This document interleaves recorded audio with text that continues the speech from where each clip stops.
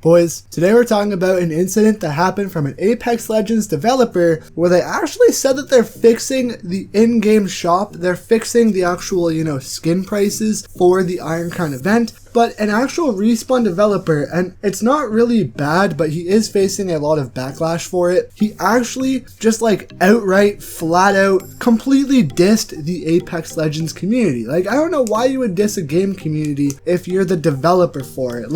Even, you guys remember way back in the day when, oh my goodness, Battlefield 5, DICE, and EA, I think I was a member at DICE, but back when Battlefield 5 was released, when they completely called their fans uncultured, remember how much backlash that got? Well, it appears that one of the Respawn developers took a page out of that book, and he actually went out and said that their fans are mostly freeloaders. I mean, obviously, I'll put a picture on screen here right about now, but they basically just, said that their fans are freeloaders, and most of the community isn't really happy about that for an obvious reason. So let's start from the top here, right? So what did this all start from? So Respawn addresses an update to them fixing the prices for the Iron Crown event. So first of all, before we even get into this, I just want to say from the most casual standpoint ever, just person to person right now, who cares? All right, dude, I know I'm a content creator and I'm trying to stand for the game that I enjoy and the game that I create content for, but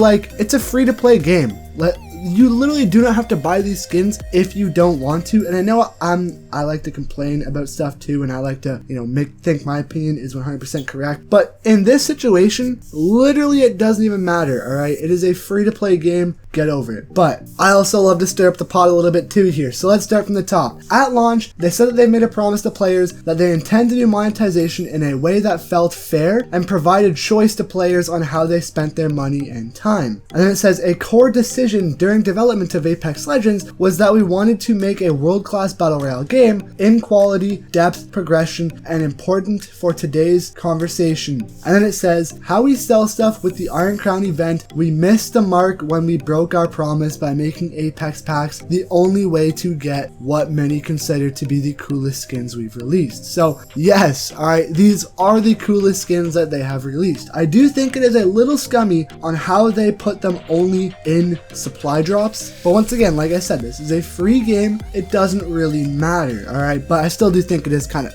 a little bit scummy. I mean, the first event you had challenges, but then again they only had the challenges because the battle pass wasn't really that good. But then again, the battle pass is free. Sorry, what am I saying? What am I saying? The battle pass is not free, alright? Take that back, Crazy Pie. What are you saying? Let's get back to the article. So they then go on to say, we've heard and have spent a lot of time this weekend discussing the feedback and how we structure events in the future, as well as changes that we'll make to the Iron Crown event. To get right into it, here are the changes that they are making, and I will go ahead and put a picture on screen so you all can see this if you want to purchase an Iron Crown skin for yourself. What they did, and they've barely even changed anything, kind of, is they're adding the skins to the shop. Alright, thank goodness. Finally, Respawn, thank you. You're putting the skins in the shop. I mean, it doesn't really matter because they're still going to cost an absurd amount of money, but now you only get one skin for it. So there you go. If you guys don't know, you still have to spend about $23, roughly around there, for a new skin in the shop, for a legendary skin in the shop. But if you were to spend $23 on the Apex packs, you'd be able to get 3 skins. I mean, hey, now you get to pick what you want, but you're still paying a higher price point. All right, we don't know if they're going to reduce the cost, but never mind, guys. Reading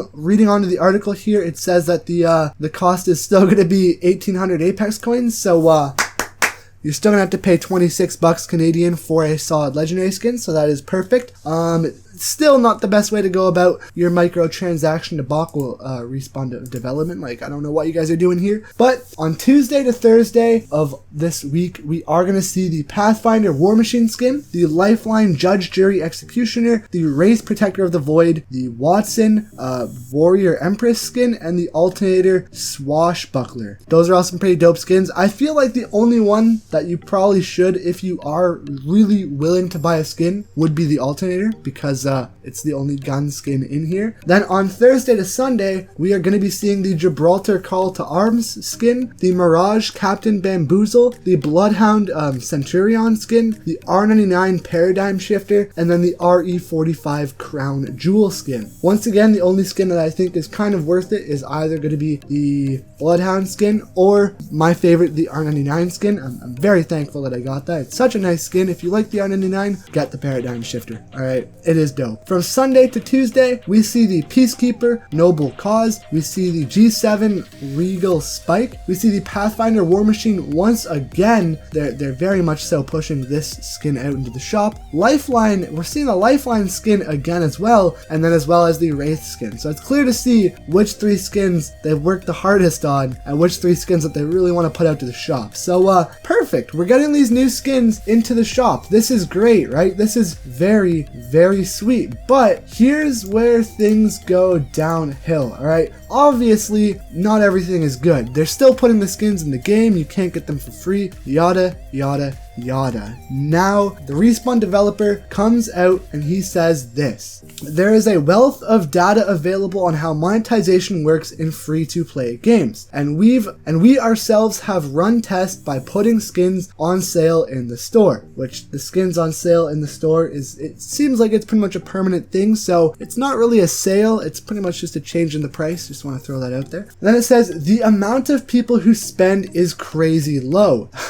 All right, get that? The amount of people who spend is crazy low. Then it says most of y'all are freeloaders. Alright, so flat out there, just called half of their community freeloaders, which if you guys don't know what freeloader is, the logical definition here on Google from the dictionary is a freeloader is a person who takes advantage of others' generosity without giving anything in return. Well, see, that is basically what we all are. We are all taking advantage of Respawn's generosity by playing a game that they deliberately made free to play, alright? We don't have to get the skins if we don't want to. You know, if you want to go ahead and put your game out there for free, thank you. I think it's kind of sick. I still love Respawn as a developer. I don't really care if they call us a freeloader. But, you know, if you guys want to call the other people, you know, social justice warriors out there, who I know are probably getting offended from this, you know, comment from the developer, you might not want to have said that. You know, some people are probably going to get a little bit triggered from that because obviously if you're calling someone taking advantage of your work, why would you even make your game free to play in the first place? I mean, it doesn't really make that much sense to me, and I don't really think it was the best thing to call your community. I mean, obviously they have to go ahead and put in brackets that they love that we're freeloaders, and then he also goes on to say that a change in the price doesn't move the needle. This comment has actually received 282 downvotes on Reddit,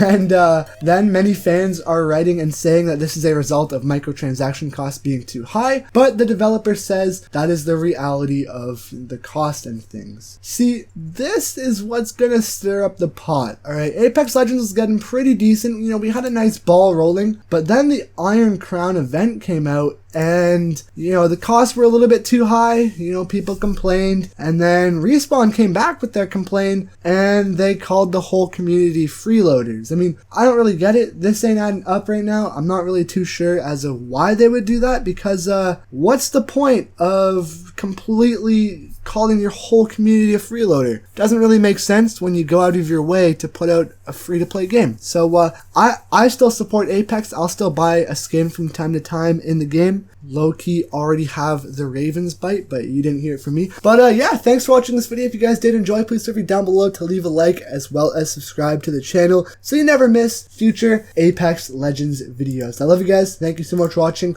See you guys tomorrow for another one. It's been your boy Crazy Kyle. See you guys later. Peace out, guys.